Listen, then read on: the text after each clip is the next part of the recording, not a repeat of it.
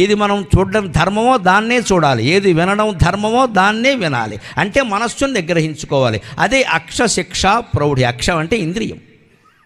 ఆ ఇంద్రియాలను నిగ్రహించుకోవడం దేనివల్ల సాధ్యం అవుతుంది? నియమధారణము చేత, దీక్షల వల్ల సాధ్యం అవుతుంది. ఇవాళ సమాజంలో వచ్చిన గొప్ప మార్పు అయ్యప్ప దీక్ష, భవానీ దీక్ష, శివ దీక్ష, రామ దీక్ష, సత్య దీక్ష, హనుమత్ దీక్ష, 100 దీక్షలు వచ్చాయి. దీక్షలు పడుతున్న నా సోదరులందరికీ సోదర భావంతో నమస్కారం చేస్తున్నా. కొనసాగించండి. దీక్ష మనిషిని బాగు చేస్తుంది. కాతే మనం పెట్టుకున్న నియమాలు 20 రోజులకో 40 రోజులకో ఆగిపోకూడదు, తర్వాత కూడా కొనసాగాలి. దీక్ష అంటే అర్థం అది. దీక్ష ఒక అభ్యాసం. అంతేగాని 21 రోజులు పుచ్చుకోవడం మానేసి 22వ రోజున 21 సీసాలు పుచ్చేసుకుంటే దీక్ష ఎందుకు? ఇంకా